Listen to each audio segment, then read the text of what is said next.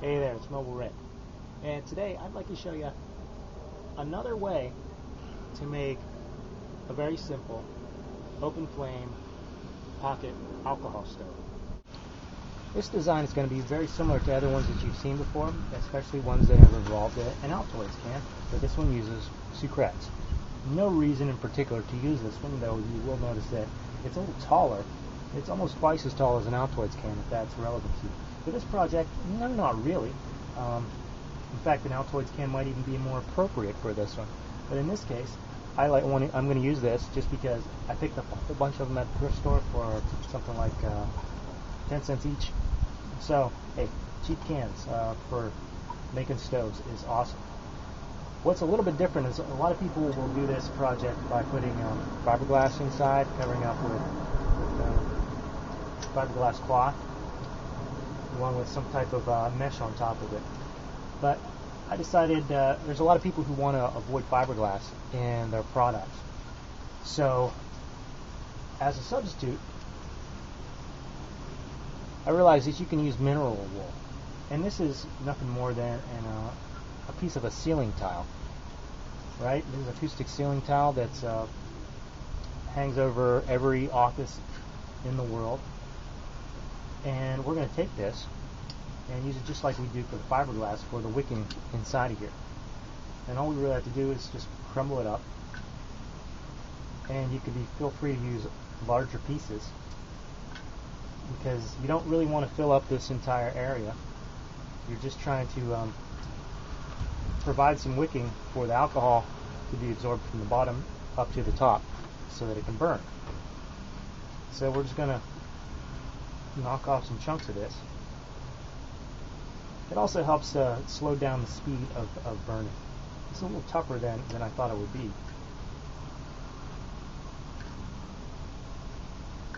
It shouldn't really take too long to get us quite a few of these. I'll note that experienced stove makers know that perlite is another really common stove making material that you can find in the gardening department stores. I just don't see that many people mentioning this easy source of mineral wool. Usually say mineral wool, people don't know where it comes from, where you can possibly get it. But that's what you find in ceiling tiles. It's just this crumbly mess of, I don't even know how they make it, but they spin off minerals. Just like fiberglass is fiberized silica, this is fiberized some other type of minerals, I guess. So we'll just get ourselves a roughly loose fit. And then after this, there's just one other thing. And this is a little bit dusty, but if you keep it in big clumps rather than turning into little pieces of dust, it actually stays together just fine. There's paint on here, and that could be a small problem relative to the fiberglass. I don't know. We'll just have to see. Well, I guess I won't know until I have significant health problems from it, but you know, that's the nature of the experimenting, right? As any experimenter knows. Okay, now to cover this up, we're going to use some stainless steel mesh from, this is a tea strainer. And I got this one for really cheap at basically a Japanese version of a dollar store. And at one of our, you can find Japanese stores in a large city. We're just going to cut this to the dimensions of this. I'm not certain if I can take this little ring off. This little ring looks awfully handy for something else, so I'm going to try not to damage it and just cut around it.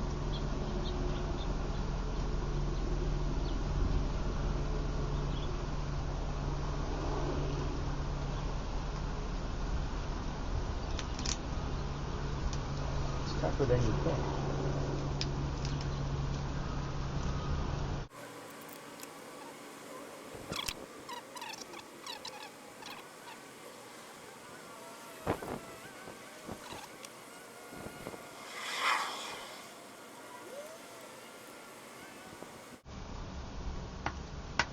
Okay, and there we go.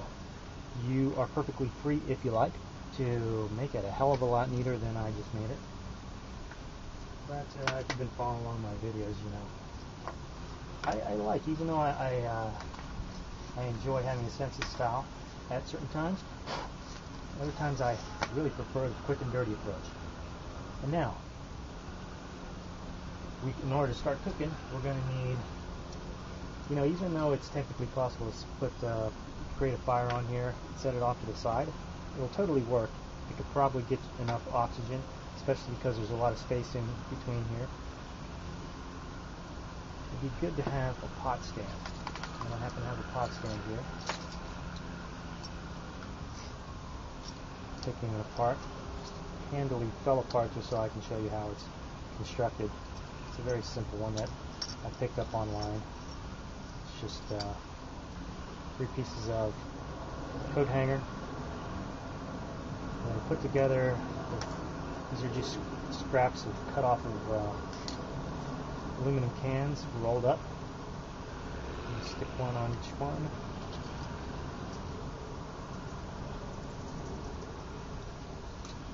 And an interesting coincidence happened with these dimensions, because I found that you can actually just set it right in between them. Purely a coincidence, it wasn't a chosen decision at all. And this will fit right on top. Of course, we've got to heat it up. The curious thing will be to see, once we add some fuel, let's give it, I would like to see how much fuel this actually holds. Because it's a little taller than an Altoid can, it'll hold a lot more, you'd think.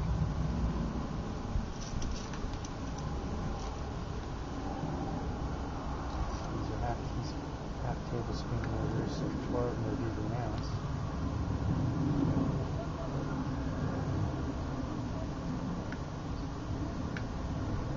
And I don't know how this is going to burn. I don't know if it's going to scorch a little bit. I'm just making a big assumption because mineral wool is generally substitutable for fiberglass in just about every application I've ever seen it come up in.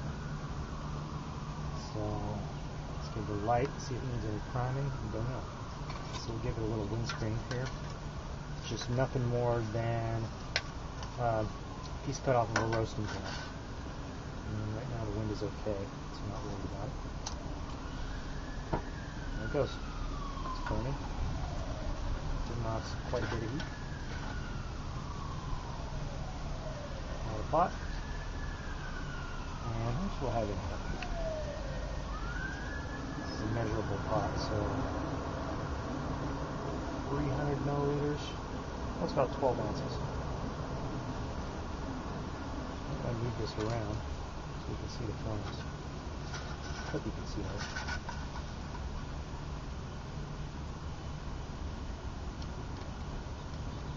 Turn the camera down here just a second.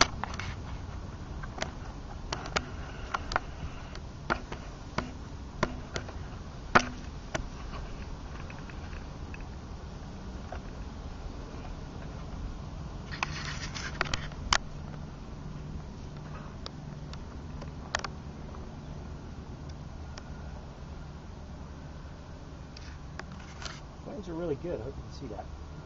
Move this from here. Actually, the wind's coming from this direction. I don't know if I can make a little more shade.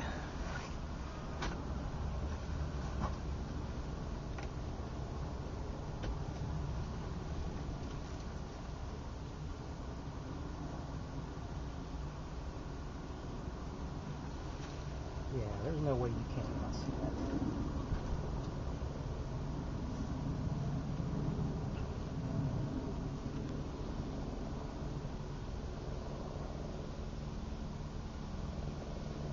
Curiously, for some reason, it seems like it's more burning on one side than the other.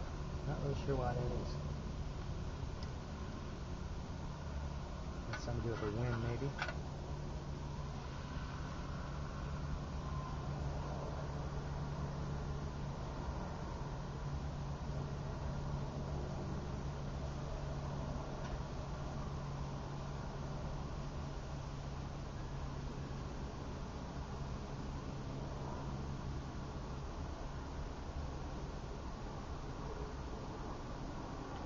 So definitely if we had a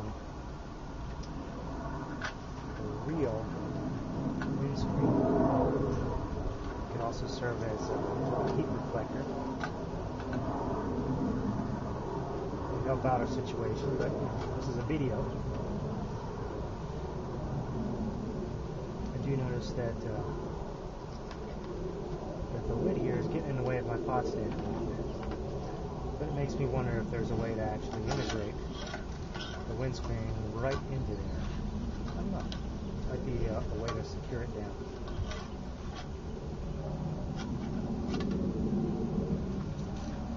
Getting a little steam in the water now.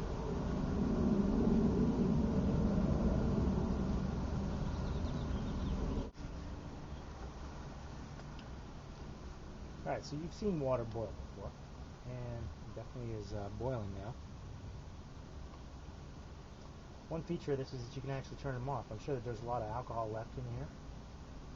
The question is, can we actually turn it off reasonably quickly? I didn't count on the fact that because I had such a tight-fitting pot stand that I wouldn't just be able to pick this up. You actually can just pick it up like that, put the lid on, and we'll just leave it there for a while, enough for it to be deprived of its oxygen. Still hot, still very, very hot, but it's basically off. If you want to keep your drink warm, set it right on top of there.